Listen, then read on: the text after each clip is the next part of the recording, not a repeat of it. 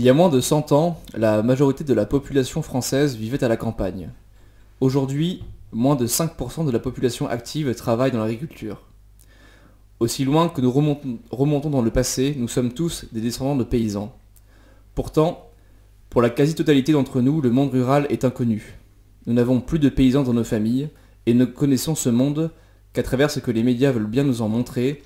D'un côté la figure du Gaulois beauf alcoolique, et de l'autre l'image d'Épinal d'une campagne riante et bucolique qui n'existe plus. Alors que l'on pourrait penser que le monde rural a fini de mourir, pas une semaine ne se passe sans que nombre d'articles de presse ne dénoncent le mal-être des agriculteurs, les suicides et les manifestations contre le prix du lait, du blé ou du bétail. Pas une semaine non plus sans offensives médiatiques dénonçant des chasseurs meurtriers et des campagnes réticentes au progrès et votant populistes. Chers auditeurs, bienvenue sur Fréquence Soleil Vert pour une émission intitulée Les nouveaux enjeux du monde rural. Ravage est aux commandes, accompagné de l'éternel camarade Flanders. Bonsoir. Et afin de donner la parole à ce monde rural, nous avons la chance d'avoir avec nous deux de ses représentants ce soir, Jeannot. Bonsoir. Et Croquant. Bonsoir. Très beau nom, Croquant. Tout d'abord, messieurs, est-ce que vous pourriez un petit peu vous présenter votre parcours et votre lien avec le monde rural? Est-ce que c'est une origine familiale, professionnelle, etc. Si tu veux bien commencer, Croquant. Alors moi c'est Croquant et donc je suis actuellement ouvrier agricole en Seine-et-Marne. Le lien avec la terre en fait a été coupé assez récemment puisque mes grands-parents étaient agriculteurs, mes arrière-grands-parents aussi. Et ça s'est arrêté au niveau de mon père. Et donc c'est quelque chose que je cherche à renouer aujourd'hui et à revivre. Enfin, je cherche à revivre au contact avec la terre en fait. Et est-ce que c'est... Donc actuellement tu es à ton compte? Est-ce que tu es étudiant? Est-ce que tu t'es en train de Non, reprendre? je travaille comme ouvrier agricole, je suis salarié. D'accord. Et du coup, est-ce que tu as un projet, à terme défini sur ce que tu voudrais faire dans ce milieu-là? L'idée c'est de s'installer au final, hein, c'est d'être beaucoup plus... c'est de s'installer dans une terre qui subit de plein fouet l'exode rural, c'est-à-dire le Cantal, et de monter une ferme qui soit pas trop dans la lignée de ce qui se fait aujourd'hui. C'est une ferme très polyvalente avec plusieurs types de cultures, plusieurs types d'élevage et en très petite quantité. Donc ça serait dans le cadre d'une double activité bien sûr. D'accord, ok. Et donc toi, Jeannot? Alors moi, le lien à la terre, disons qu'il est toujours là. Alors j'étudie l'art à côté. En revanche, d'une famille d'éleveurs de chevaux, nous continuons à perdurer cette tradition familiale. Nous sommes encore très attachés à notre terre, à nos valeurs. Je suis également chasseur. J'ai beaucoup de liens avec l'agriculture, du fait déjà de mes amis, du fait de ma famille également. Et donc voilà, le milieu rural, c'est justement le milieu de ma naissance, le milieu que je ne quitterai jamais. Voilà, c'est mon quotidien. La campagne, c'est tous ses problèmes, toutes ses traditions. Les gens qui y vivent, donc voilà, moi personnellement, le lien à la terre, je le vois tous les jours. D'accord. Et du coup, pour revenir un petit peu sur ce que je présentais en introduction, le fait que la France ait été encore il y a peu un pays complètement rural et ne le soit quasiment plus du tout aujourd'hui, est-ce que, Jeannot, tu pourrais nous expliquer un petit peu cette évolution qui a eu lieu? Alors oui, tout à fait. Mais d'abord, en premier lieu, j'aimerais que l'on s'entende sur le terme de rural. On pense souvent, et à tort, que être rural aujourd'hui, c'est uniquement vivre à la campagne. Mais justement, ce n'est absolument pas ça. Un Parisien qui vient à la campagne et qui y vit n'est pas forcément rural, pas du tout. Il est toujours autant coupé de la terre et ça donne tous les problèmes que l'on voit aujourd'hui. Ils embêtent les agriculteurs, certains embêtent les agriculteurs pour des questions d'odeur. En réalité, ils vont à la campagne sans vouloir véritablement à la campagne. Ils l'idéalisent et en arrivant, le coupé tombe. Donc voilà, Alors, du coup, la ruralité, le rural, c'est d'abord celui qui fait vivre la campagne. Ce n'est pas seulement celui qui y vit. Quant à l'évolution du monde rural, alors c'est un sujet que j'ai un petit peu travaillé, et je suis remonté à partir du XIIe siècle. Le XIIe siècle, j'ai trouvé que c'était intéressant comme base pour commencer, parce que c'est justement le moment où on commence véritablement à organiser, sur des grandes surfaces la production. La production déjà uniquement pour les villes qui ne font au XIXe siècle que s'agrandir, une population qui s'agrandit également. Et donc à partir de là, un besoin qui est croissant en céréales et également en viande. Alors c'était également important, je pense, de commencer par le Moyen-Âge parce que ça mettait un petit peu en valeur le fait que être rural, c'est également une question, je disais, de tradition, ce sont des langages, ce sont des types physiques, et donc tout cela nous est dû, nous est hérité par du coup les diverses conquêtes qui sont au pré-Moyen-Âge, donc voilà, les Burgondes en Bourgogne, etc. Donc voilà, ça mettait un petit peu en valeur les accents que les ruraux ont aujourd'hui, chacun dans leur région respective. Ça ne vient pas de n'importe où, ça remonte en réalité à très très loin. Tu veux dire en fait que pour synthétiser, chaque identité nationale, provinciale ou régionale ou encore plus petite est issue du monde rural, par définition. Oui, tout à fait, tout à fait. La France, voilà, c'était le titre de ma première partie. La France, berceau de manière de vivre, et de manière avec un S. Chaque région a en réalité, aujourd'hui c'est complètement oublié, mais des identités qui étaient auparavant très très fortes. Dans les costumes par exemple, les coiffes des femmes, les tenues pour aller au travail, les manières de découper la viande, tout ça c'était vraiment extrêmement différent d'une région à l'autre et parfois même d'un village à l'autre. Donc voilà, oui, cette pluralité dans les régions, cette pluralité dans les manières de vivre, c'est quelque chose qui s'est vécu au quotidien et dont nous avons encore aujourd'hui les traces. Et alors, à partir de quand est-ce que tu dates le début du déclin de ce monde rural? Et à partir de quand la ville commence à aspirer ce monde-là? Alors, ce déclin du monde rural, pour moi, il commence véritablement à partir du 19e siècle, en particulier avec la révolution industrielle. Pour diverses raisons. La révolution industrielle, du coup, ce sont les machines, c'est oublier les bras des hommes au profit des bras mécaniques. C'est également une question de mettre le profit uniquement en valeur, voilà, de tout le temps surproduire. Le 19e siècle, c'est le moment où on commence à manipuler littéralement le vivant, en particulier, voilà, comme... Je crois que tu avais un exemple, un peu le premier exemple. J'avais un bon exemple. Qui était en Angleterre, je crois. Oui, tout à fait, en Angleterre.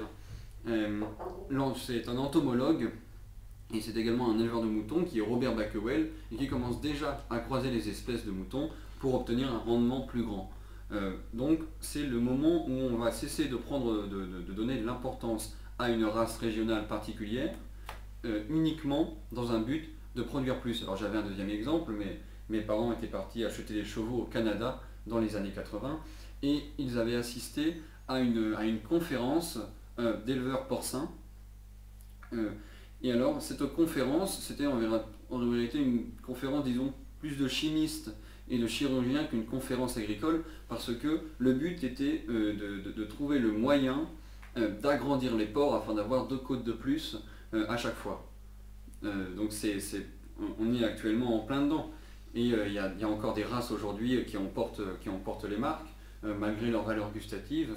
Le fait que du coup une vache bleu belge ne puisse pas véler seule, qu'il fasse forcément avoir recours à une césarienne, parce que on a pris un gène qui est le gène du culard, et du coup on l'a donné sur cette espèce en particulier. Ces vaches ont peut-être un taux de viande qui est énorme et une bonne qualité.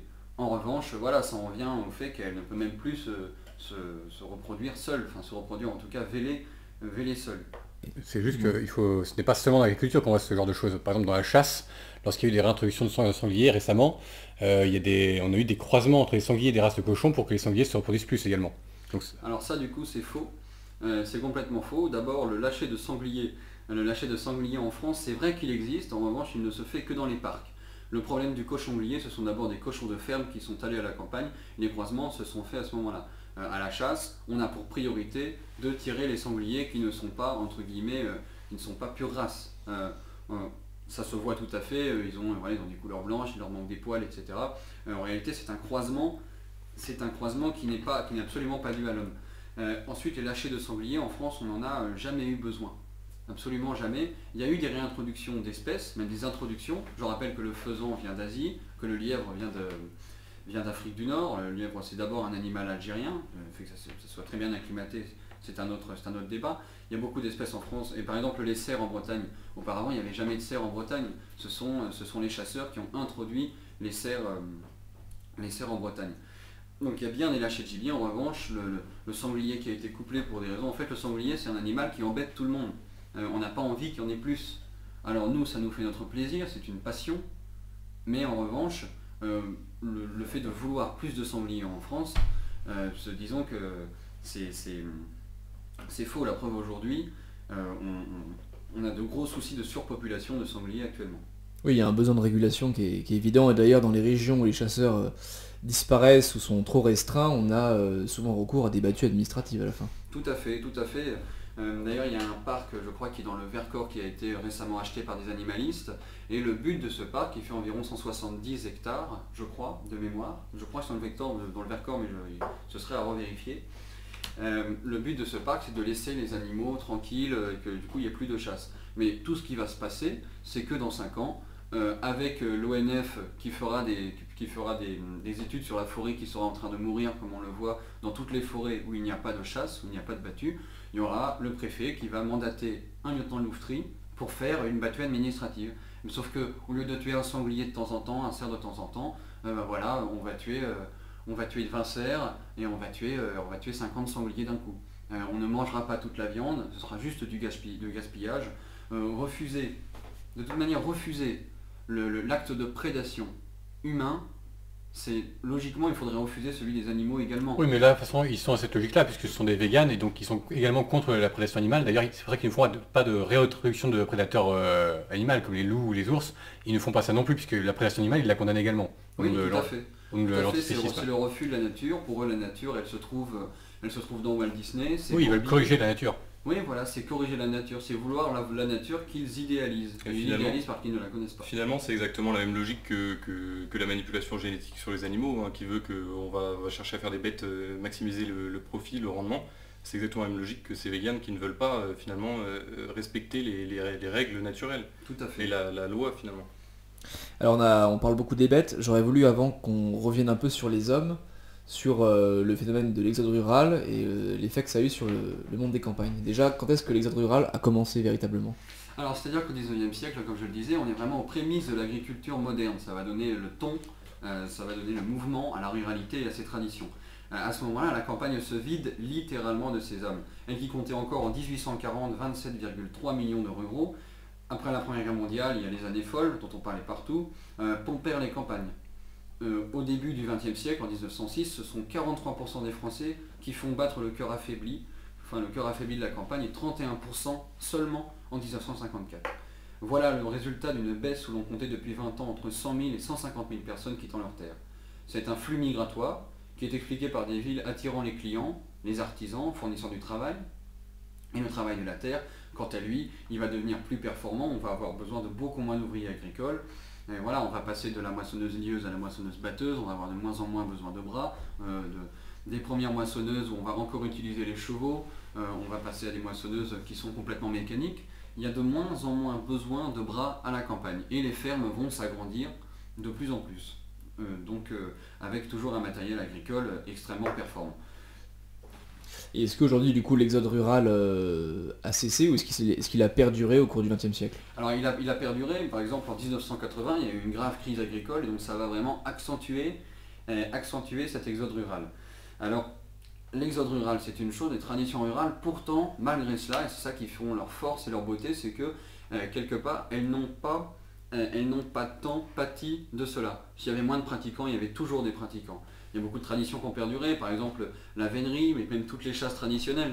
Le fait par exemple qu'il y a actuellement, voilà, comment dire, par exemple la chasse au gluot qui est aujourd'hui très attaquée, c'est le mode de chasse qui est peut-être un des plus anciens de France. Et voilà, et le fait tu peux expliquer ce que c'est que la chasse au gluot ? Alors la chasse au gluot, c'est une chasse d'abord qui ne tue pas.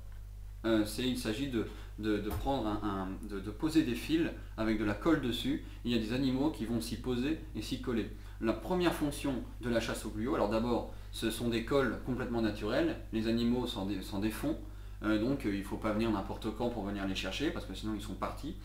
Ces animaux ne meurent pas, et c'est en particulier pour les grives.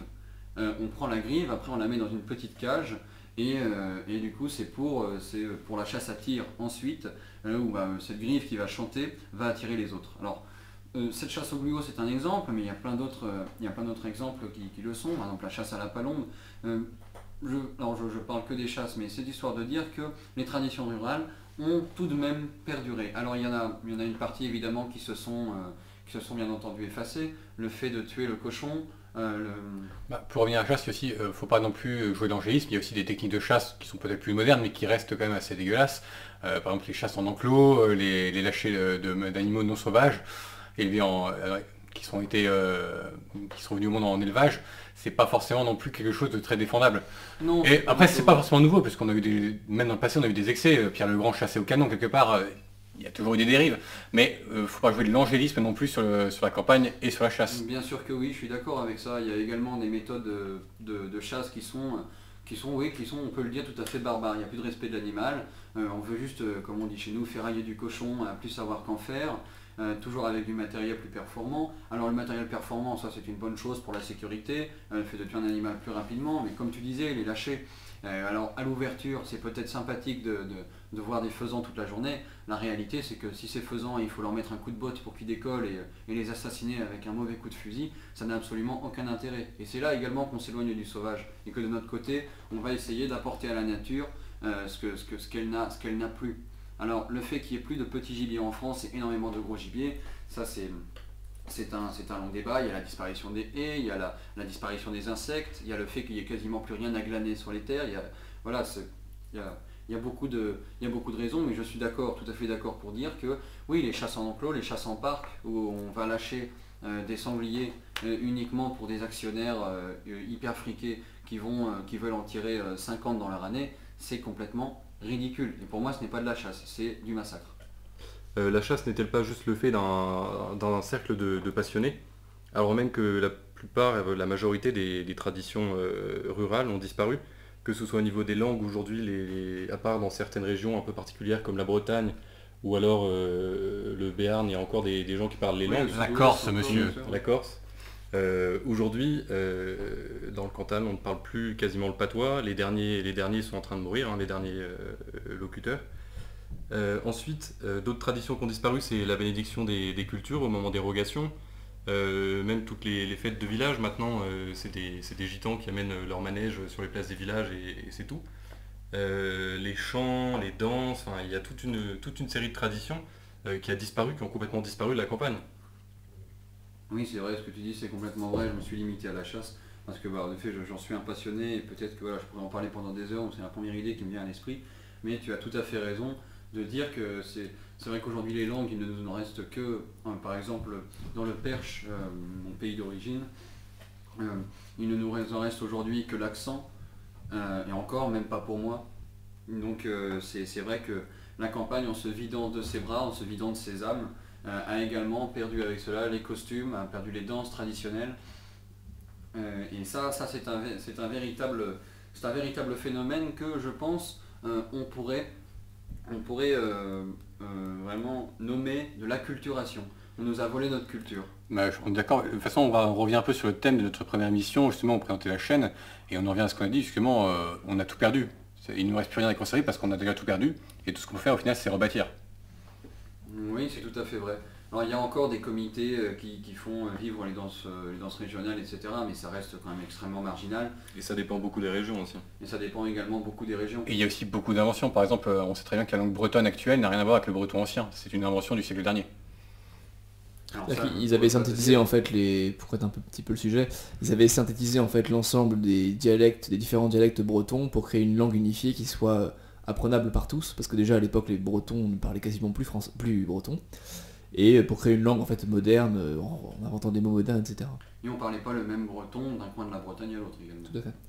Alors pour rester sur le thème de ces traditions, est-ce que c'est pas un petit peu aussi beaucoup de folklore? Est-ce que ce sont des traditions qui vivent encore, ou est-ce qu'on est dans la limitation, la La reproduction, presque la parodie, oui, de ce qui avait déjà été fait et pour un peu attirer le tourisme. Aujourd'hui, on est assez détaché du côté symbolique. En réalité, on est beaucoup dans le folklore, comme tu dis. Le sens du sacré, tout le côté mystique qu'il y avait justement, par exemple, dans l'érogation, a disparu. Et c'est-à-dire qu'aujourd'hui, on est dans le folklore, quoi. Enfin, il n'y a pas d'autre mot. On a juste enlevé le sens des choses. C'est plus que de la représentation théâtrale en réalité. Oui, c'est vrai, on a tellement perdu tout ça que maintenant c'est fait pour attirer les Parisiens qui ont une C'est ça, maison c'est dans le touristique coin. en fait, oui. Donc Après, faut pas le généraliser, hein, c'est pas comme ça partout, heureusement d'ailleurs. Non, c'est pas comme Il y a ça des gens partout, qui bien croient sûr. encore, que ce soit en Bretagne, que ce soit en Corse ou au Pays Basque, il y a des gens qui font vivre les vieilles traditions. Par exemple, je pense aux traditions de pêcheurs notamment, que ce soit au Pays Basque ou en Bretagne, les gens y croient vraiment. C'est vraiment des catholiques, même s'ils sont plus pratiquants comme avant, il y a toujours la forme de superstition maritime qui fait que le culte reste vivant. Oui, et même sans parler de la foi, très clairement, dans le sud-ouest, la tradition de la corrida, c'est encore quelque chose qui n'est pas seulement un cercle de passionnés, Bien sûr, quelque chose qui est complètement culturel. L'âme du taureau, l'importance du taureau, le fait qu'on ait quand même conservé plus de 500 races taurines grâce à cela. Alors, c'est pareil, il a fallu, entre guillemets, les corridas aujourd'hui, ce ne sont pas les mêmes qu'il y a 300 ans, d'abord parce que la race de taureau. Alors pour terminer la parenthèse, simplement la race de taureau qu'on utilisait pour la corrida a totalement disparu, parce que c'était des vaches qui étaient sauvages, il y a eu des gros problèmes de consanguinité très très vite, et donc du coup on a fait importer des taureaux d'Espagne. Mais en tout cas, même s'il y a un certain côté de vouloir faire perdurer cela à tout prix, dans l'exemple de la corrida, il y a encore des traditions en France aujourd'hui qui demeurent, qui perdurent. Alors après la corrida, moi je pratique pas, et Comme le chacun en pense Beaujolais ce que nouveau. l'on veut, mais voilà, ça reste quand même une tradition régionale extrêmement importante dans ces pays-là. Alors pour un petit peu contrecarrer ce que tu disais, Croquant, par rapport à la chasse, alors c'est vrai que c'était un cercle de passionnés, mais qui est quand même assez conséquent. Genre, j'ai plus les chiffres en tête, mais je crois qu'on est à 2 millions encore de chasseurs en Alors, France à peu près. 1,5 million, je crois. Ou un Ou petit peu moins d'1,5 entre les million. pratiquants et ceux qui ont le permis, Oui, je ne sais plus. tout à Mais, fait, ouais. et d'ailleurs, Macron ne s'y est pas trompé, parce qu'on pourrait s'étonner, malgré toutes les critiques que subit la chasse dans les milieux médiatiques, et très parisiens, on pourrait s'étonner que le président Macron, qui a priori n'est pas totalement conservateur, soit aussi chaleureux et aussi bienveillant envers les chasseurs. Et en fait, je pense que lui a été très bien conseillé, ou il a eu l'inspiration, je ne sais pas. Mais d'ailleurs, c'est le président, je crois, de la Fédération nationale de chasse qui l'avait dit. Si jamais il n'y avait pas eu la baisse du prix sur le permis de chasse qui est passé de 400 à 200 euros au niveau national, il y aurait eu 2 millions de gilets orange en plus des gilets jaunes. Avec des fusils. Bien sûr, après la chasse se pratique pas de la même façon dans tous les environnements et les gens du Cantal par exemple sont sont en profil de viandard beaucoup plus que de nobles passionnés de chasse au gluot. Oui, de même qu'il faut distinguer la chasse des gens enracinés du coin qui chassent autour de chez eux, du chasseur urbain, Oui, même tout dans à le fait. 440, je sais qu'il y a beaucoup de grands patrons qui sont Mais des le chasseurs fait que- passionnés. Mais c'est parce que la chasse est devenue un marché énorme en fait, donc du coup forcément Bien sûr que c'est un La marché. tout ce qui rapporte de l'argent devient un marché. Bien sûr que c'est un marché, après c'est pas forcément un mal que ce soit un marché. Non mais il y a un côté industrialisation de la chose qui existe néanmoins. Oui, ça existe tout à fait. Quand on voit tous ces chasseurs, alors pour le coup c'est quand même notamment Paris, qui vont en Sologne, qui tirent Enfin qui essaie de 300 tirer. 300 sangliers dans leur journée, 14 faisans, etc. Et sur la route qui fait la Sologne jusqu'à Paris, il n'y a qu'à regarder dans les poubelles des stations-service pour voir que tout le gibier est à l'intérieur.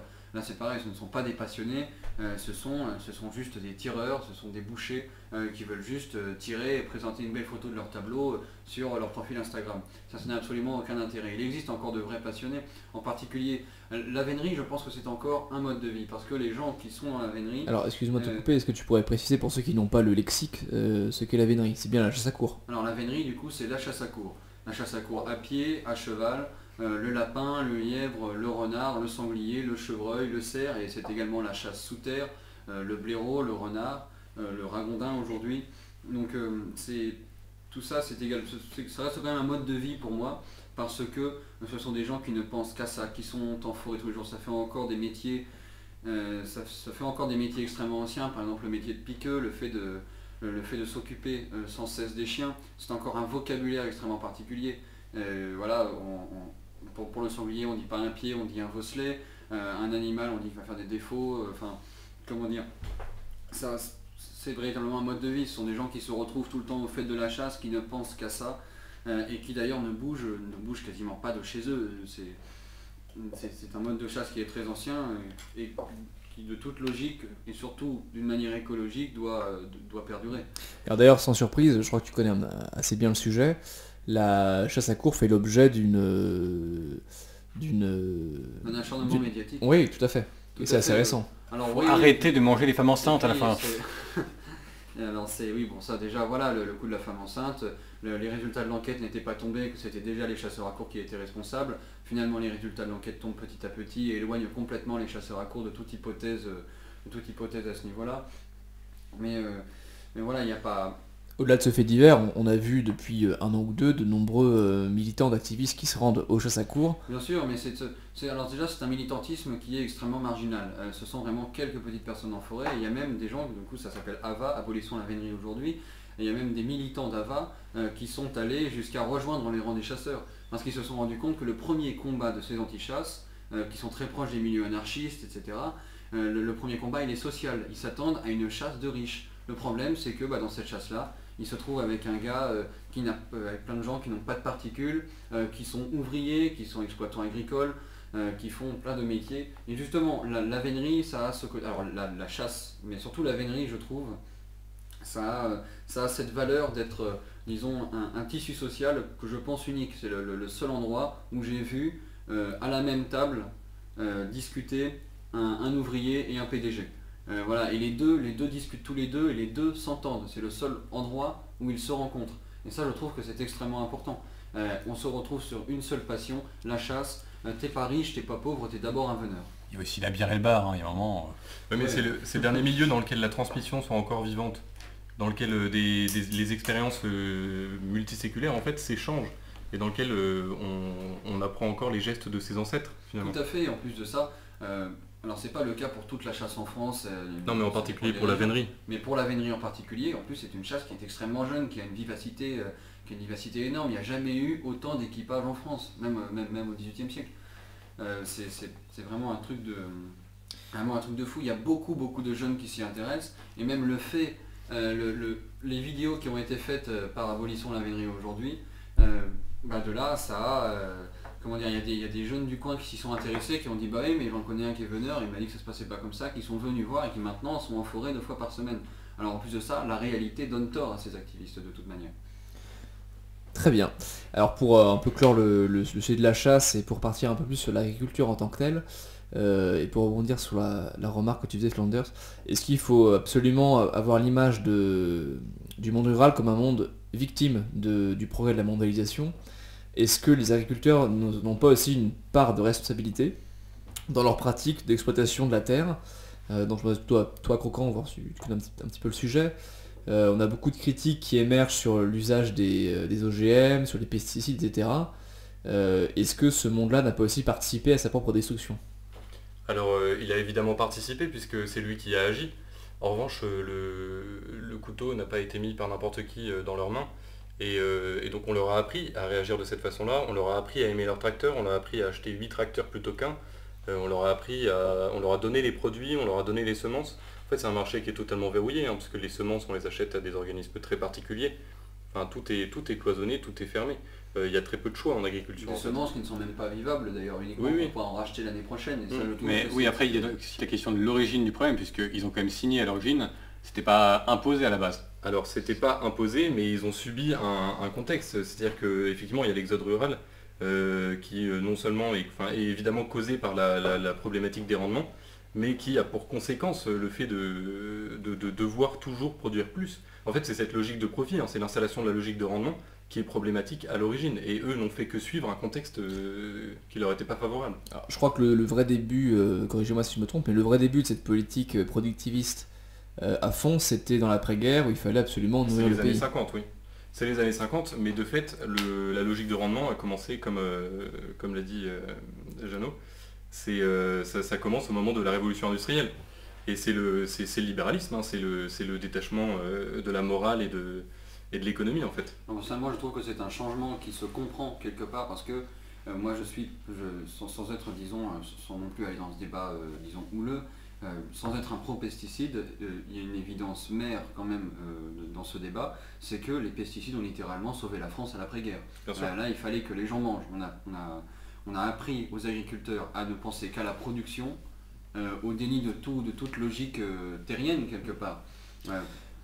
Et pour autant, voilà, aujourd'hui toutes les critiques tombent, mais disons qu'elles sont tombées quand même récemment.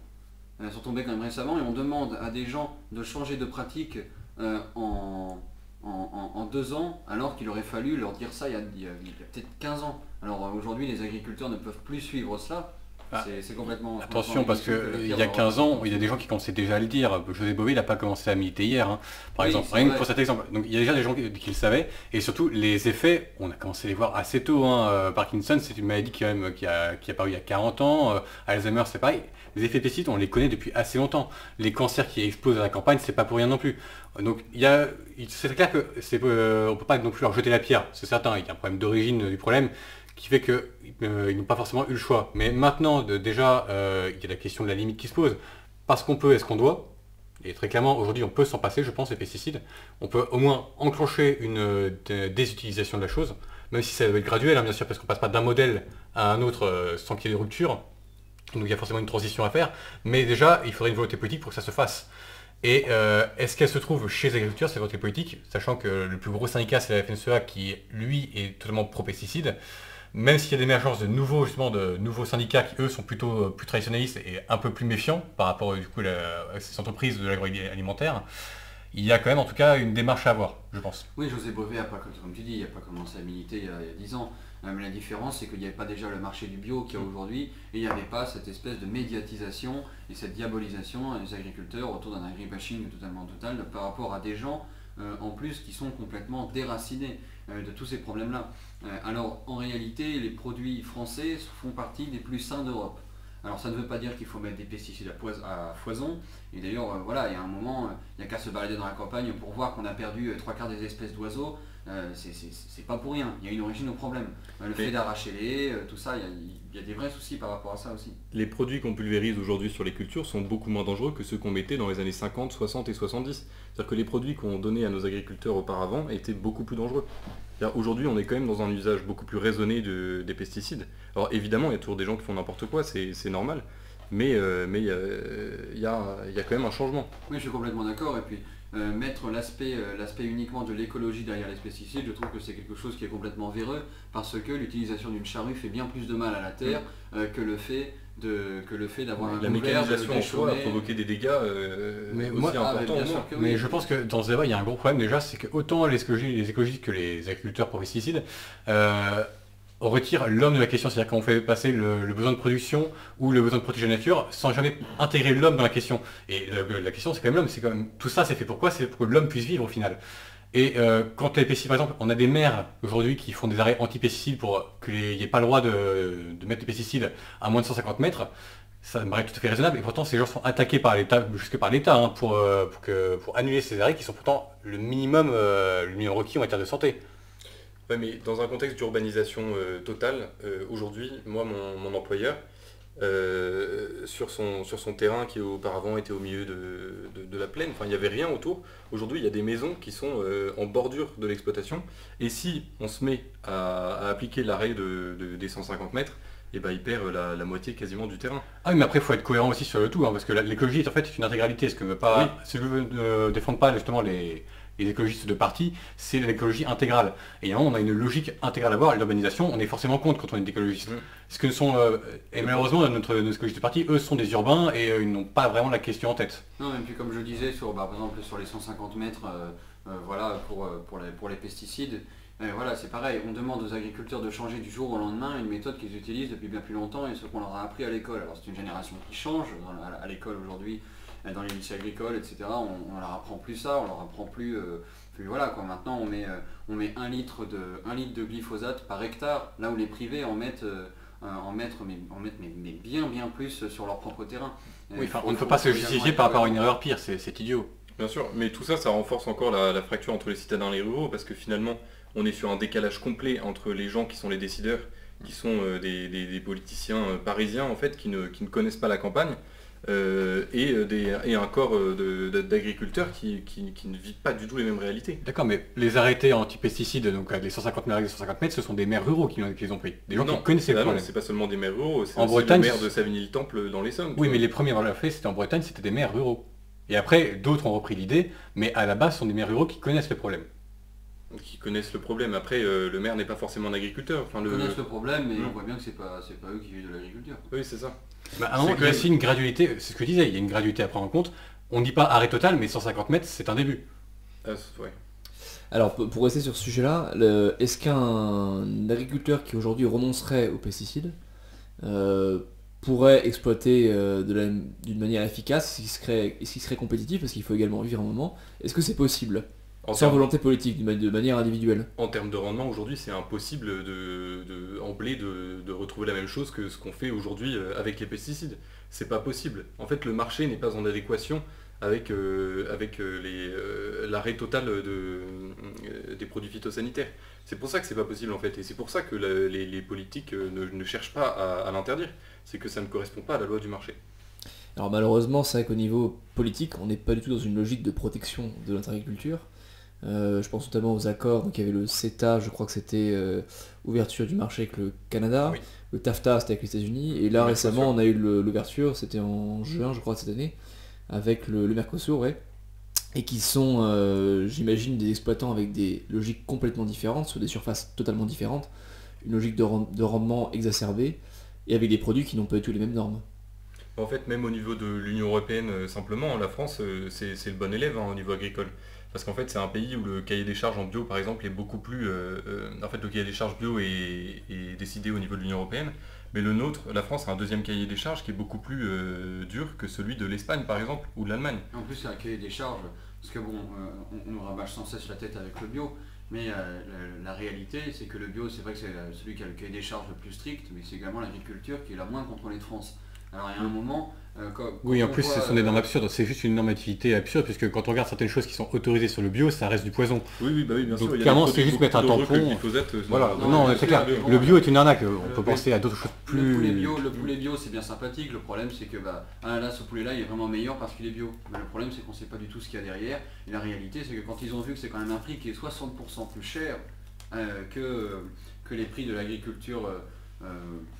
pas normal, mais comment dire... conventionnel, voilà, je cherchais le mot, de l'agriculture conventionnelle, en réalité, derrière, le gars met ce qu'il veut à manger à ses poulets, et voilà, c'est pas...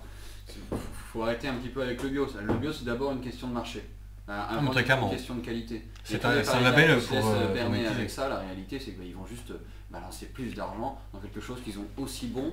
Voilà, alors oui, non, après, les produits du potager sont les meilleurs qu'on puisse trouver au monde. Non, mais la permaculture reste un modèle beaucoup plus honnête que le bio au final. Oui, mais la permaculture, tu ne feras jamais vivre la France avec ça. Sauf si tout le monde s'y met, mais ce qui est un peu utopique, il faut l'admettre. Pour en revenir au Mercosur, au CETA, etc., la France en fait est le seul pays, aujourd'hui, la majorité des pays au niveau international prennent des politiques agricoles qui sont nationales, qui protègent l'agriculture nationale. Aujourd'hui, la France, c'est la seule qui va commencer à faire venir d'ailleurs ces produits alimentaires. Alors oui aussi, ça répond aussi à une nécessité, puisque c'est Marianne qui sortait un dossier cette semaine où ils expliquaient justement que la France désormais n'arrive plus à se nourrir toute seule. En fait, notamment parce qu'on est tous passés sur le modèle céréalier, donc il y a une surproduction de céréales aux dépens des autres produits, l'élevage est en train de crever, les légumes sont en train de crever, les fruits sont en train de crever.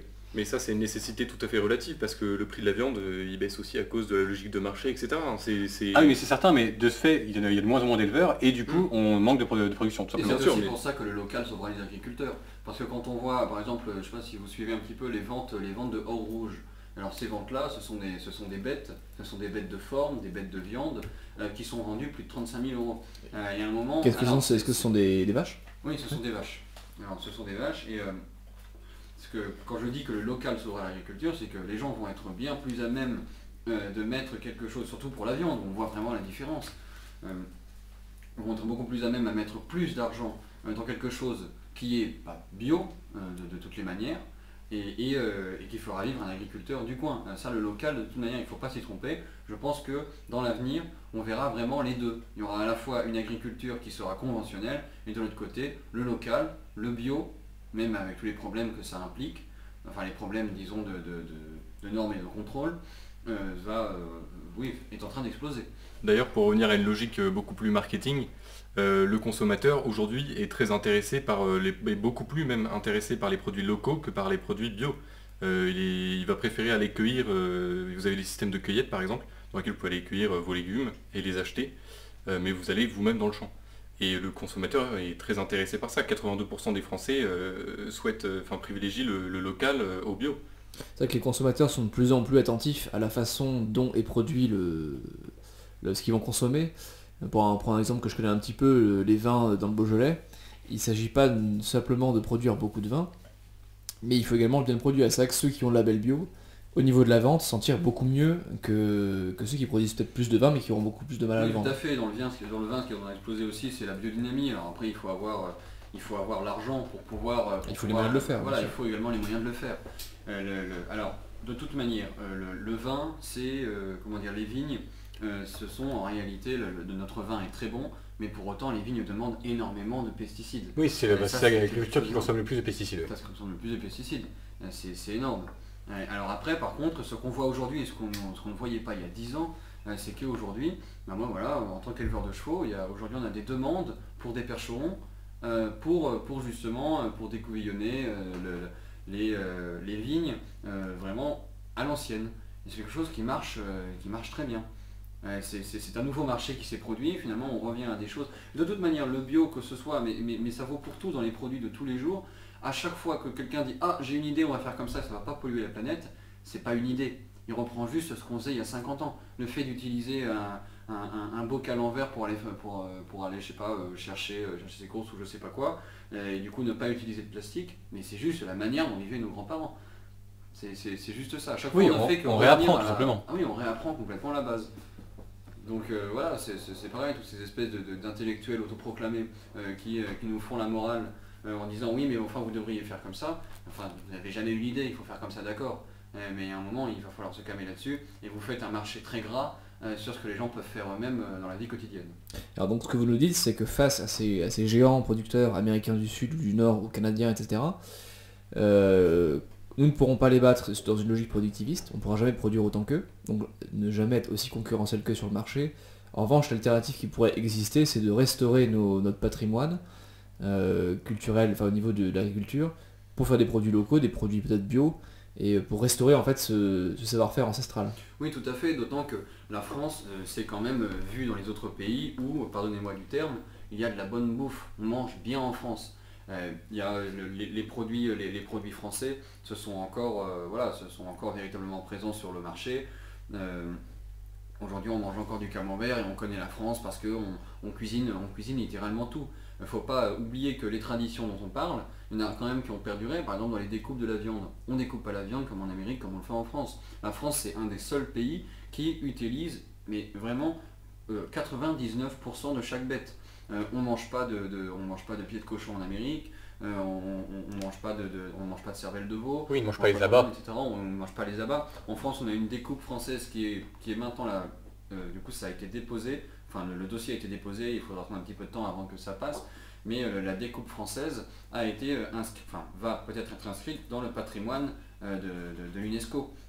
Donc c'est quelque chose qui est très important, aujourd'hui. Et donc du coup, ça revient exactement sur le fait que le local sera, à mon avis, l'agriculture, et en tout cas l'agriculteur, qui pourra vendre ses produits plus chers, de meilleure qualité, et on va revenir à une relation très saine à la terre, qui est aujourd'hui, je pense, oubliée. Alors c'est pas tous les agriculteurs, et puis il y a aussi des questions qu'il faut bien manger, on ne peut pas passer directement au bio le lendemain. Oui, puis même pour des questions de façon de lien social, le circuit court a toujours été le meilleur, hein. Et pour des questions de prix également. Bien sûr, surtout pour des questions de prix.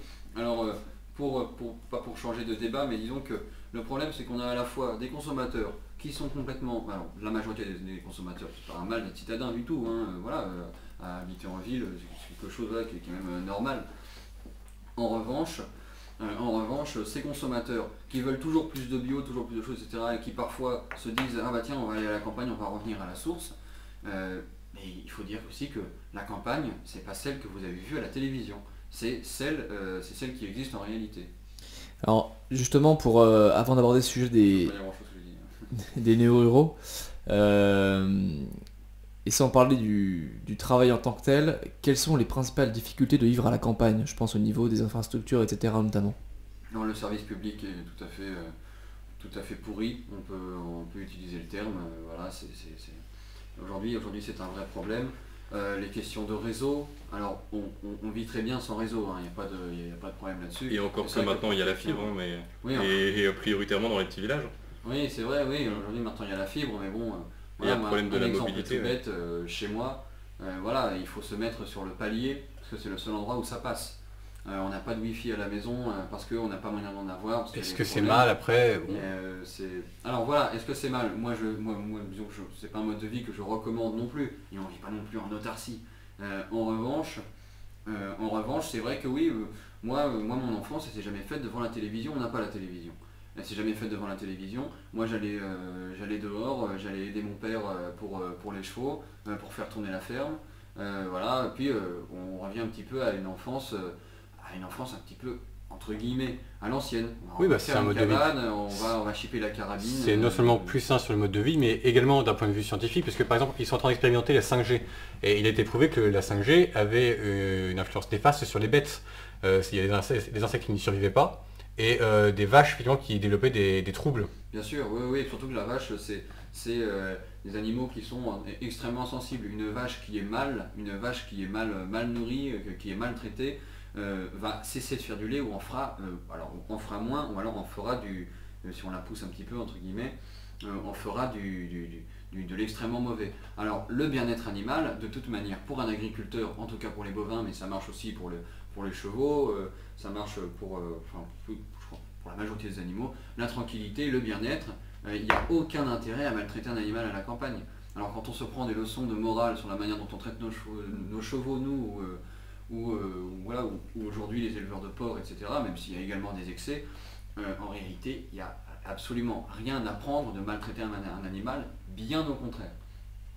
Non mais c'est clair, mais après bon, les critiques ont surtout l'élevage en batterie, l'élevage industriel, Oui. qui est effectivement extrêmement critiquable. Paradoxalement, en termes de salle de traite, une salle de traite c'est dur comme ambiance, hein. Il y a un taux de réforme qui est important sur le bétail, il y a des vaches qui boitent, c'est violent une salle de traite. Et aujourd'hui, on a des systèmes avec des robots. Donc les vaches ont des bracelets électroniques.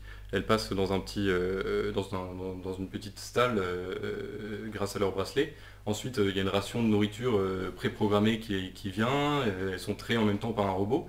Et ça, c'est beaucoup plus calme, c'est beaucoup plus doux comme système de traite qu'une salle habituelle. Et donc paradoxalement, ici, on voit un effet de la technique qui est favorable au bien-être animal. Tout à fait, je suis entièrement d'accord. Et la première source de stress dans une salle de traite, c'est d'abord celui qui rentre dans la salle de traite et que les vaches ne connaissent pas. Alors là, on voit directement la différence. Voilà, elles sont habituées à être traitées tous les jours par la même personne. Elles arrivent tout à fait détendues, elles repartent, mais il n'y a aucun problème. Sur le débat des petits veaux que l'on couperait volontairement à leur mère et qui mourraient de faim à côté, qui mourraient de faim ou en tout cas qui seraient mis sur le bas-côté avec une ration véritablement toute petite en lait. Sur les 20 litres de lait qu'elle va faire, le veau en a besoin qu'environ 3 par jour. Ces 3 litres, il les a tout à fait, il n'y a aucun problème là-dessus. Ce qui est pris de toute manière pour la consommation humaine, c'est littéralement le surplus. Donc, mais la critique va surtout au niveau de l'agriculture, en fait, c'est quelque chose qui est évident. Alors après, pour revenir à ce que tu disais sur les élevages en batterie, je suis entièrement d'accord qu'il y a véritablement des énormes excès. La ferme des 1000 vaches, c'est pas paradis quoi. Non. Alors la ferme des 1000 vaches, c'est pas le paradis. Moi, je suis contre ce genre de production énorme. En revanche, comme je le disais, les vaches, alors contrairement à ce qu'on dit, les vaches sortent dehors et les vaches sont très bien dans une ferme des 1000 vaches. Comme je disais, si jamais une vache est mal dans un coin, elle va arrêter de produire du lait. Les vaches, elles vont être en super santé dans une ferme des 1000 vaches. Après, ce qui pose la question, c'est que 2 personnes aient 1000 vaches d'un coup. Enfin, 2 personnes, non, c'est encore un petit peu de moins. Mais et 1000 vaches d'un coup et qu'ils arrivent à pomper tout un marché et à faire mourir ceux du coin parce qu'ils auront créé une usine à lait. Alors oui, l'autre problème, c'est qu'en termes de quantité de lait à produire, on n'est plus du tout sur les mêmes quantités de millions de litres de lait par an qu'avant. Aujourd'hui, la production, il y a une nécessité de rendement qui est beaucoup plus importante. Et donc, les fermes sont obligées de s'adapter. d'avoir moins d'associés, d'augmenter leur taille, d'augmenter les troupeaux, etc. Donc ça, c'est inévitable. C'est encore une fois, c'est le marché qui l'impose aux agriculteurs. Oui, de toute façon, c'est une question qui vient assez régulièrement, c'est la question du rendement, parce que très clairement, on n'est plus dans une société de subsistance, ce qui devrait être normalement le modèle agricole de base, mais dans une logique de profit. Ce qui forcément change forcément tous les rapports à la production. Oui, bien sûr. Ça, c'est une... Aujourd'hui, on est sur des entreprises agricoles réellement, beaucoup plus que sur des fermes. Oui, on parle d'exploitation agricole, même pas de ferme. D'exploitation, oui. Et j'aurais voulu savoir si vous aviez un avis sur les techniques d'abattage, parce qu'on a souvent on a eu beaucoup d'infiltration de groupes d'activistes dans des abattoirs géants.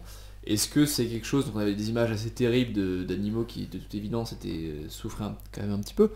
Est-ce que c'est quelque chose de régulier, de normal? Est-ce qu'il y a différentes formes d'abattage en France? Alors, sur l'abattage, l'abattage qui fait souffrir les animaux, c'est d'abord l'abattage rituel. Voilà, on n'assomme pas la bête et on l'égorge. Tu veux dire halal? Alors, halal Et cachère. D'accord. Voilà, il y a deux formes d'abattage rituel en France. Et après, quant aux vidéos sur de L214, alors moi je les ai vues. Ça m'a intéressé de dire, tiens, il y a des excès, des gens qui travaillent dans des abattoirs, j'en fréquente, ce sont des gens qui sont tout à fait, voilà, qui sont vraiment sympathiques. Et je me suis dit, tiens, quand même, si leur boulot correspond vraiment à quelque chose d'horrible, j'aimerais au moins voir de quoi ça a l'air. J'ai donc allé voir ces vidéos, et en réalité, sur ces vidéos, on ne voit pas cela, que ce soit pour les bovins ou pour les équins, que l'on voit sur ces vidéos. Alors d'abord c'est un cheval, alors du coup un cheval il ne faut pas le tuer, enfin, pourquoi on mangerait du veau et pas du poulain? Il y a un moment, il faut être aussi cohérent dans ses pensées. Mais sur ce qu'on voit, c'est que le moment où la bête gigote, etc., ce qu'on voit, et on se dit elle souffre, mais avant ça, elle prend, ces bêtes prennent un morceau de métal dans la tête, et les moments qui choquent, c'est le moment où il y a du sang et où les bêtes gigotent à cause de leurs nerfs. Mais en réalité, ces animaux ne souffrent pas. Pour moi, la plus grande souffrance qu'il y a dans un abattoir, alors sans compter du coup l'abattage rituel, la plus grande souffrance qu'il y a, c'est le stress. Le stress que des animaux qui ne se connaissent pas, qui sont mis dans un couloir comme ça. Alors le stress, dans tous les cas, en plus, c'est extrêmement mauvais pour la viande, et même au niveau du bien-être animal, oui, là-dessus, je pense qu'il y a un problème également pour les abattoirs en France. Abattre des animaux comme dans une usine, je pense que c'est un problème aujourd'hui. Et je pense qu'il serait tout à fait sain de privilégier un abattage qui se ferait à la ferme. À la ferme, et la bête est tuée par son agriculteur, et ne se doute de rien jusqu'au moment de prendre du coup cette tige de métal qui est faite avec un petit pistolet spécial fabriqué pour cela. Et donc voilà, ces vidéos, en réalité, elles ne prouvent aucune souffrance animale.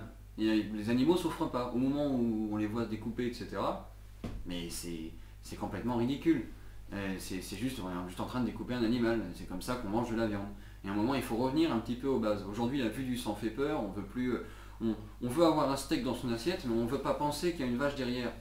C'est complètement bête. Alors comme je le disais auparavant, un petit peu avant cette émission radio, une bête, lorsqu'on l'abat, lorsqu'on est bien dans sa tête, et voilà, moi je tue mes poulets à la campagne, voilà, et je vais à la chasse, etc. On lui dit pas pardon, on lui dit merci. Merci parce que tu vas me nourrir. Merci parce que tu as une utilité, tu vas me faire vivre.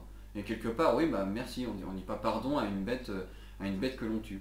Alors après, s'il y a des excès dans des abattoirs où les animaux sont mal tués, où les choses sont mal faites, où les animaux souffrent, oui, il y a un moment, laisser un animal souffrir, c'est juste du sadisme. Lui taper dessus, plus savoir qu'en faire pour qu'il se relève, et avoir des maltraitances comme on voit également dans certaines vidéos, mais du coup qui sont pas prises en France. C'est bête quand même pour les véganes, c'est que ces vidéos-là venaient d'Australie et c'était pas du tout des abattoirs français. Mais si ça se fait dans un abattoir français, le gars en question qui tape sur une bête comme il taperait sur n'importe quoi, lui il est juste à mettre dehors.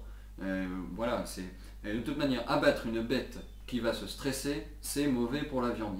C'est pareil, la maltraitance animale, l'agriculture de l'élevage à l'abattage, ça n'a aucun intérêt. C'est même contre-productif. Alors voilà ce que je pense de ces abattages. Je dis bien que s'il y a des excès, il faut les condamner, mais je préférerais tout à fait qu'on privilégie l'abattage à la ferme, ce qui serait, en fait, oui, voilà, revenir à la méthode ancienne. Ça marchait très bien. Mais surtout, du coup, ça limiterait, en fait, ce qu'il faudrait aussi, c'est limiter les élevages, puisque clairement, il y a une surutilisation de l'élevage parce qu'il y a une surconsommation de viande, et en fait il faudrait revenir aussi à une consommation plus traditionnelle, c'est-à-dire qu'autrefois on prenait de la viande 1 à 2 fois par semaine. Oui, on mange beaucoup trop de viande en France. Je pense aussi que voilà, nos grands-parents, alors c'est pas pour une nostalgie du passé, mais nos grands-parents mangeaient de la viande pendant les jours de fête. Et c'est absolument pas pour rien. À force de manger de la viande comme ça, on a perdu la valeur qu'elle avait, on a perdu la saveur qu'elle avait. Pardon, mais une entrecôte de chez le boucher et une entrecôte de chez Charal, c'est pas du tout le même goût. Vous avez qu'à essayer chez vous, vous allez voir que vous allez voir tout de suite la différence. Alors oui, sur le fait de limiter les élevages, oui, faisons du bon, pas de la quantité. Flanders, je te rejoins complètement sur ce sujet-là. Mais après, il faut également que les agriculteurs vivent. Il y a également ces problèmes-là. Les agriculteurs, les éleveurs de porcs qui se suicidaient en masse il y a 2 ans, aujourd'hui, le prix du porc a considérablement augmenté à cause de la peste porcine qui sévit en Chine. Et donc à partir de là, c'est également oui, il faut bien manger. À un moment, il faut bien manger. Et puis je pense qu'on peut faire de la quantité et de la qualité. Je pense que c'est encore possible. Pas pour toutes les bêtes, mais par contre sur les poulets, sur les volailles. Sur la volaille, on peut encore faire les deux. Et pourtant, la volaille, c'est l'exemple typique de surpopulation. J'avais une discussion avec un ami archéologue qui m'expliquait que justement, chaque génération humaine a sa trace du coup dans la Terre, et que la trace sur notre génération, ça sera les autres poulets, puisqu'on arrive à un niveau de consommation tellement énorme que la couche terrestre de notre génération, ça sera les autres poulets. Alors ça, je sais pas, mais ce qui est sûr, c'est que... C'est la faute des KFC, suivez mon regard. Mais non, mais ce qui est sûr, c'est que oui, le poulet en batterie, pour vous donner une anecdote, ma grande-tante qui était agricultrice, elle faisait des dindes en batterie. Et alors, elle se refusait à manger les dindes qu'elle produisait et qu'elle donnait, elle avait son petit élevage à côté. Et là, je lui ai dit, mais non, mais là, il y a un petit problème quand même. Si tu n'es pas capable de manger ce que tu donnes à manger aux autres, là, il y a un problème moral, et puis il y a également un problème de production. Mais évidemment que privilégier les circuits courts, et bon sang, privilégier simplement le fait d'avoir des poules chez soi et de les tuer soi-même, mais ce serait quand même la base. Si tous les ruraux commençaient à faire ça, parce que c'est pas le cas, déjà, je pense que même peut-être Paris pourra prendre un peu l'exemple. Mais ça existe. Il faut rien, en plus une poule pour la faire vivre, il faut rien du tout. Ça fait que Mais c'est de plus en plus la mode chez les périurbains d'ailleurs, d'avoir des poules. Oui, c'est vrai. C'est vrai, c'est de plus en plus la mode, mais sauf que très rarement, il les tue pas souvent. Non, en fait, général, c'est pour les œufs et également c'est pour les déchets, puisque tous les déchets organiques, les poules peuvent les consommer. Oui, tout à fait. Tout à fait. Une poule, ça mange absolument tout. Donc à partir de là... Tu avais commencé à évoquer pour les gens, les ruraux, l'absence de services publics. Est-ce que, parce qu'on parle souvent de ces territoires qui sont... D'ailleurs, c'était un petit peu aussi la source du mouvement des Gilets jaunes. On parle souvent de ces territoires qui manquent d'hôpitaux, qui manquent d'écoles, qui ferment de plus en plus, qui sont de plus en plus recentralisés. On parle de communes. Est-ce que ce sont véritablement des territoires délaissés? Est-ce que c'est quelque chose que vous observez à votre échelle? Oui, moi je trouve que c'est vrai. Complètement délaissé. Je trouve que oui, la crise des Gilets jaunes n'y est pas pour rien. On est les gens d'à côté. Il y en a, entre guillemets, mais je tombe dans la caricature, mais il n'y en a que pour les villes, quoi. À la fin, c'est ce qu'on a vraiment envie de dire. Bah encore une fois, oui, ce problème, c'est encore la question de la rentabilité. Hein. C'est plus rentable de maintenir la poste ou les services publics dans les villages. C'est ça le fond du problème. Oui, et puis je trouve anormal. Alors moi, le petit village où j'habite, bon, il y a 200 habitants. Mais ce sont des habitants, ils sont plus dans le bourg, ils sont éparpillés un petit peu autour. Mais je trouve quand même fou qu'il n'y ait pas une boulangerie, il n'y ait pas une boucherie, il n'y ait pas un bistrot. C'est même l'endroit où tous les gens se rejoignent, il est en face de l'église. Et voilà, la vie à la campagne aujourd'hui, elle est littéralement en train de mourir. Et c'est également à cause des néo-ruraux qui ne veulent pas s'installer dans les bourgs. Ils préfèrent acheter un morceau de terrain et du coup vivre à côté en faisant en plus un pavillon qui va juste gâcher le paysage. Je pense que c'est essentiellement le départ des jeunes surtout. Parce que les jeunes sont attirés par la ville, ils partent à la ville faire des études et la majorité reste en ville en fait tout simplement. Et comme il n'y a plus de population pour reprendre les postes, forcément... Oui c'est vrai, mais il y a aussi que tu n'as pas beaucoup de jeunes à la campagne. Au moment où tu as très peu de gens et oui, et les peu qui y sont n'y restent pas. Ah oui, ceux qui y sont. Mais c'est aussi une choitisation au final, parce que c'est clairement le monde dans lequel on vit incite à aller en ville, et le futur dans lequel on va, c'est une robotisation de la campagne avec tous les humains en ville. Oui, bien sûr, ça c'est une évidence. Et une déshumanisation totale de la campagne. Il n'y aura plus âmes qui vivent dans ces endroits-là. Après, ça en fait un territoire à reconquérir, parce que finalement, il n'y a plus d'église, il n'y a plus de prêtres. Il n'y a plus de... Yes. Pas de messe le dimanche. Non, mais il y a plus de services publics, il n'y a plus de postes, il n'y a plus de... de SNCF, les transports sont de plus en plus difficiles, bah tant mieux. Finalement, tant mieux, parce que ce territoire, c'est le lieu de la reconquête. Finalement, les conquistadors du 16e, du 21e siècle, et bah, c'est à la campagne qu'ils iront. Enfin, c'est là qu'il y a des territoires à découvrir. Alors vous avez commencé à l'évoquer justement le cas de ces néo-ruraux, enfin, en tout cas de ces gens qui n'ont a priori plus vraiment de racines avec le monde rural, qu'elles soient familiales ou autres, et qui décident un jour, parce que overdose de la ville ou pour une qualité de vie meilleure, décident de partir à la campagne. Alors déjà, une première question, est-ce qu'il y a du boulot à la campagne? Alors dans le Cantal, oui. Dans le Cantal, il y a plus de... La population active est très vieillissante et il y a plus de retraités que d'actifs. Donc il y a beaucoup d'emplois, paradoxalement. Oui, ça dépend des régions et ça dépend également de ce qu'on veut faire. Dans le milieu du bois aujourd'hui, il y a des métiers à faire. Dans le milieu de la machinerie agricole, il n'y a qu'à ouvrir un Facebook d'agriculteurs pour voir qu'il y a des publicités, pour savoir qu'en faire. Oui, il y a encore de l'emploi à la campagne, mais encore une fois, ça dépend vraiment sur quoi. Après, devenir agriculteur du jour au lendemain, c'est quelque chose qui est compliqué selon également la région où on veut s'installer, ce qu'on veut faire.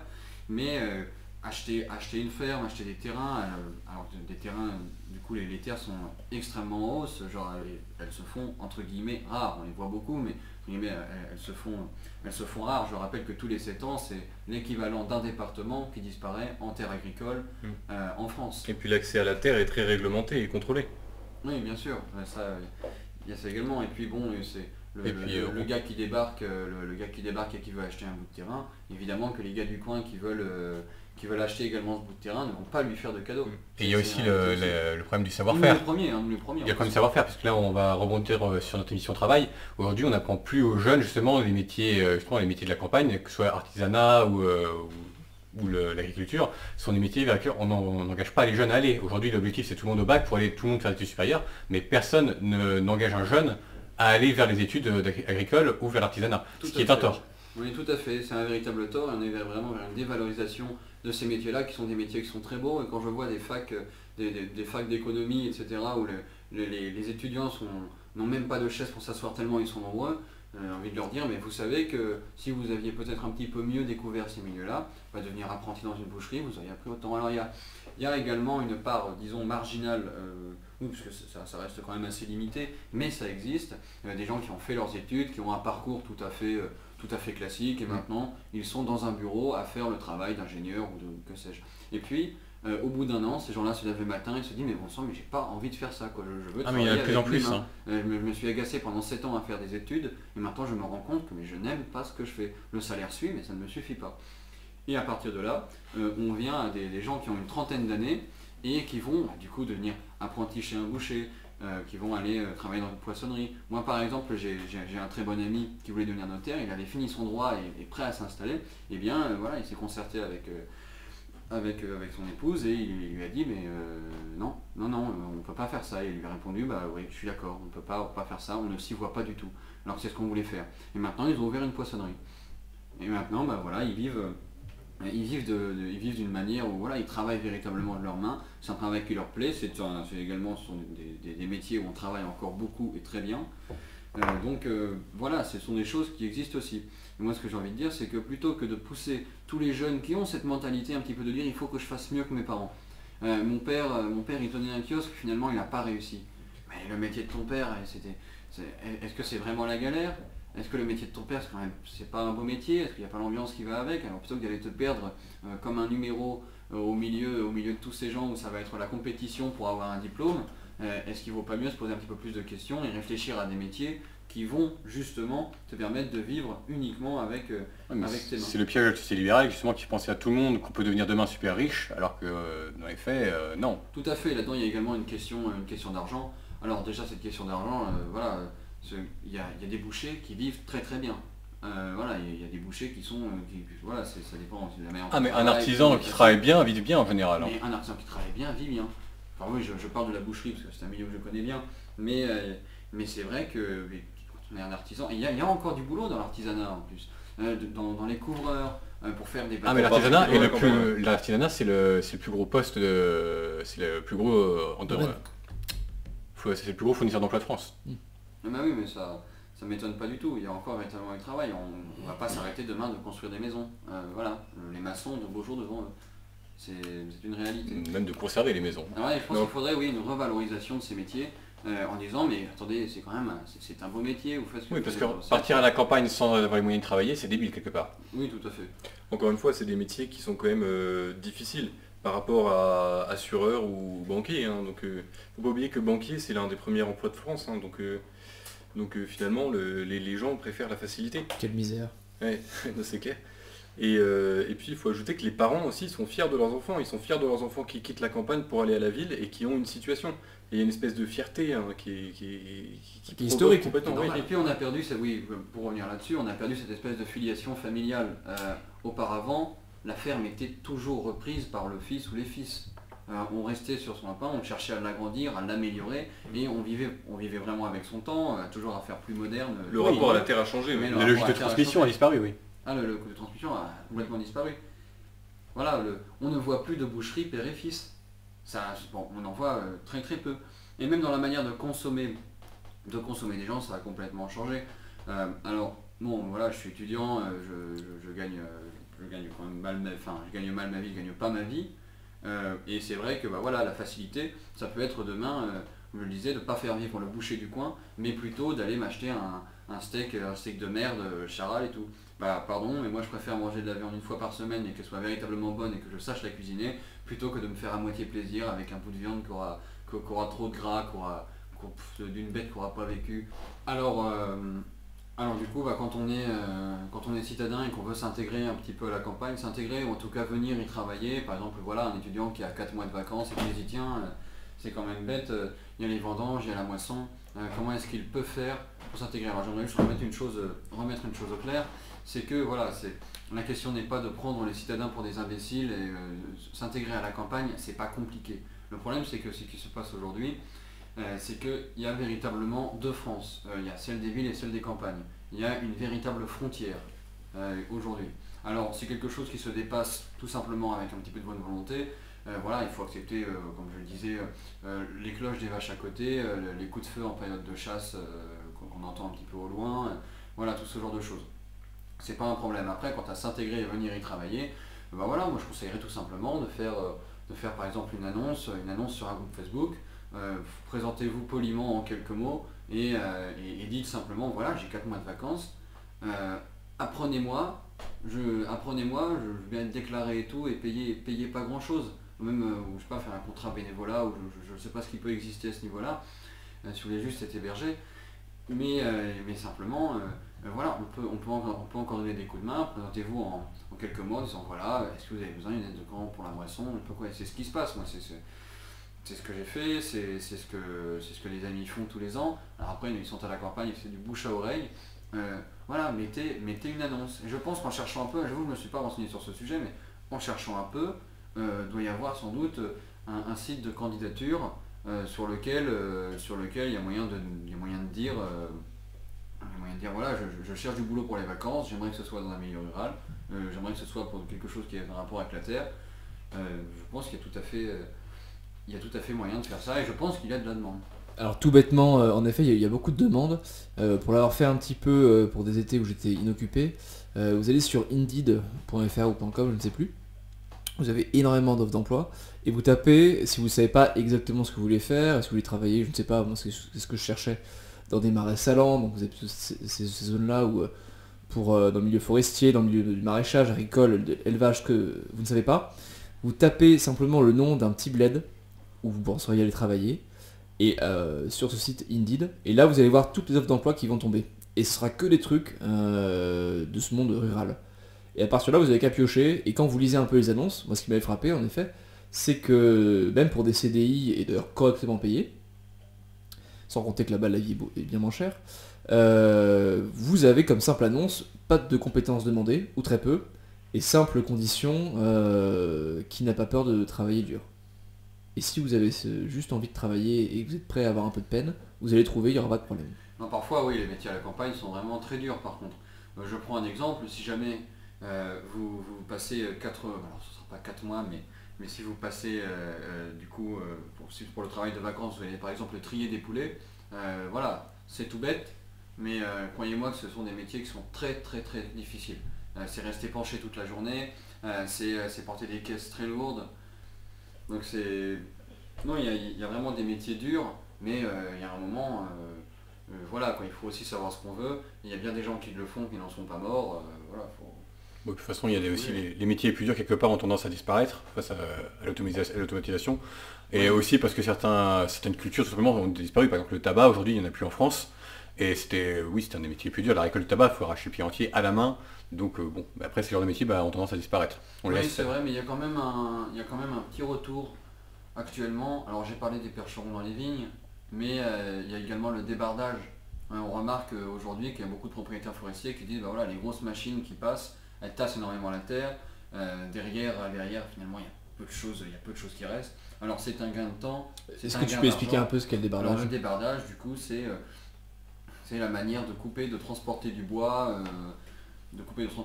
uniquement à l'aide de la traction animale, uniquement à l'aide de chevaux. C'est un métier qui a quand même repris du poil de la bête ces derniers temps. C'est de le dire. Et c'est le cas de le dire. Et donc voilà, même s'il y a encore une automatisation et que les métiers durs se perdent, voilà, il y en a quand même quelques-uns qui subsistent. Et c'est amusant de voir que par exemple pour le service public à la campagne, par exemple, il y a des communes qui ont décidé, plutôt que d'avoir un car scolaire pour une petite distance, qui font un car mais hippomobile, donc avec 2 chevaux devant. Et malgré ça, c'est une initiative qui crée de l'emploi, c'est une initiative écologique, c'est faire perdurer des races de chevaux. Il n'y a pas que le percheron, il y a le comtois, le ardennais, il y a plusieurs races de traits. Mais malgré ça, il y a encore des gens qui râlent en disant que c'est plutôt aux gens de pousser la charrette qu'à des pauvres chevaux maltraités, mal nourris et toutes les énormités qu'on peut entendre de le faire. Alors c'est un petit peu dommage que même les initiatives de la campagne qui sont complètement écologiques, même celles-là sont critiquées.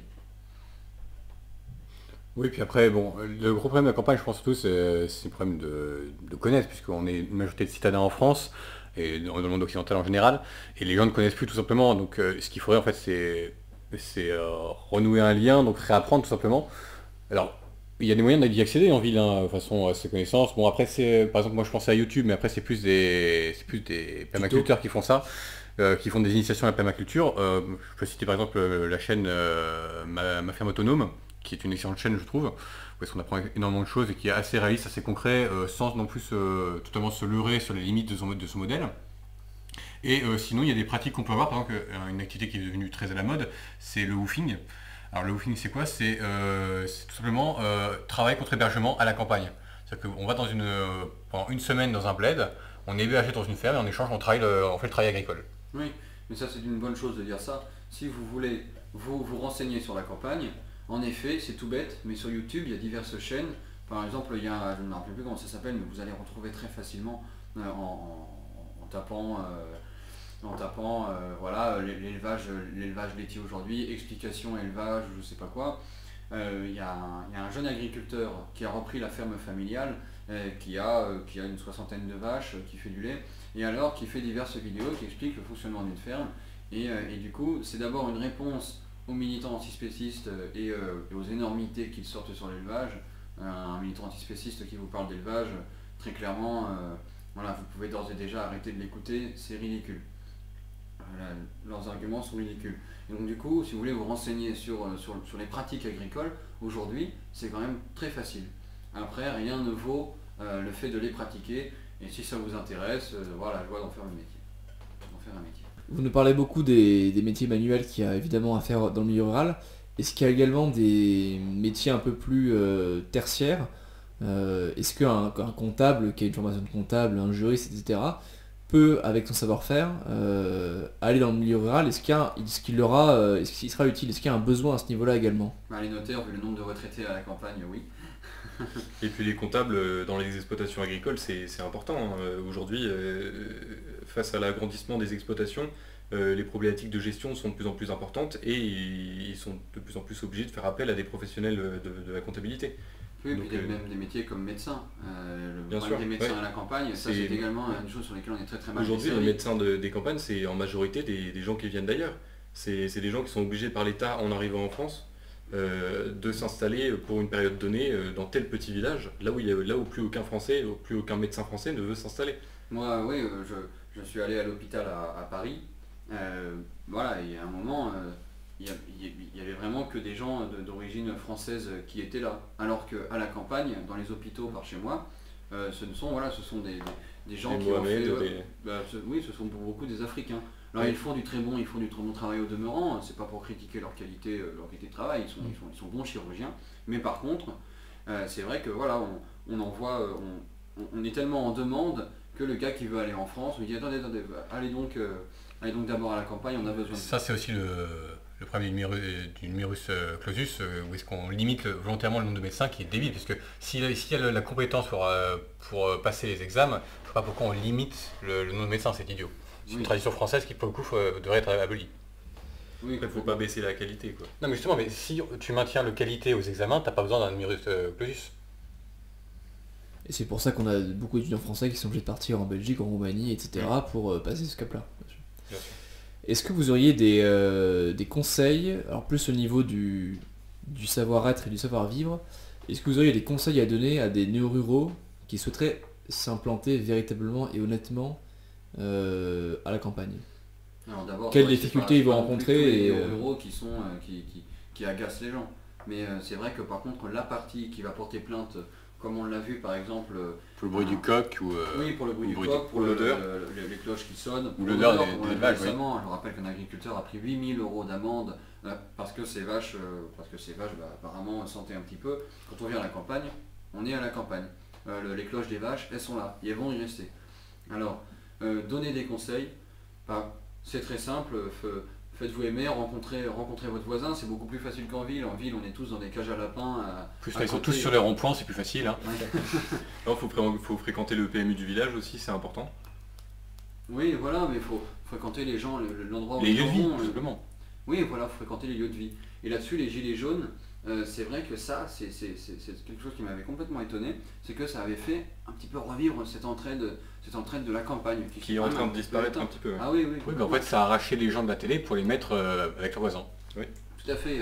La petite vieille qui avait son chien sur les genoux tous les soirs avec sa Cronenbourg devant la télévision, cette fois-ci, elle avait son chien sur les genoux et sa Cronenbourg, mais elle était avec des copains, un gilet jaune sur autour elle, d'un dans feu de un cagette, rond-point. comme il Et faut. comme je l'ai vu chez moi en Normandie, voilà, les gens se sont rencontrés. Il y a là, non, mais moi je vais pas pouvoir venir samedi au rond-point parce que j'ai un problème de toiture, il faut que j'arrange ça et j'ai pas trop les moyens d'avoir un couvreur. Il y a un gars à côté qui lui dit mais attends, mais je suis couvreur, je te file un coup de main, t'es gilet jaune. Voilà, mais ça a fait revivre complètement cette entraide de la campagne et les gens ont réappris à se connaître. Est-ce que c'est une des solidarités qui dure encore ou est-ce que c'était juste passager?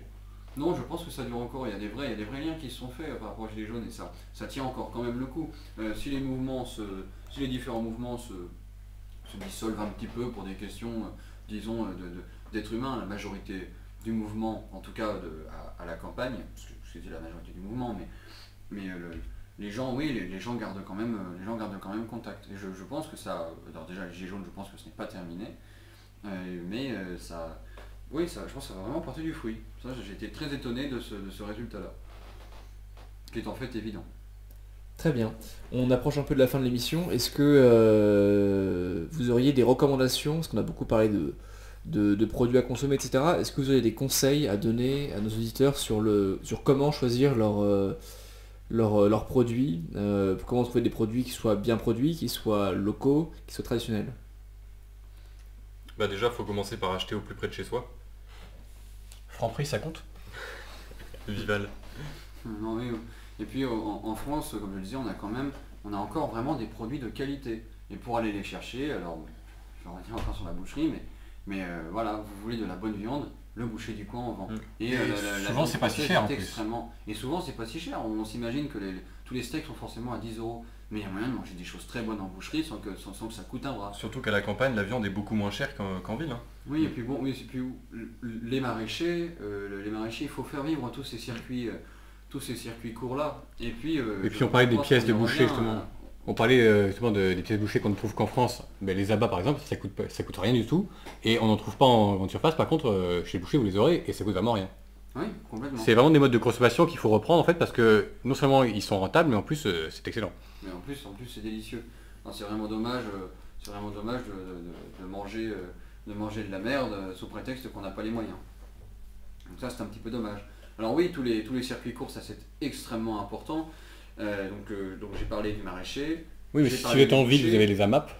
Comment? Si en ville il y a les AMAP Oui, maintenant. il y a les AMAP. Même en ville, il y a moyen de manger des produits tout à fait sains qui viennent de la campagne.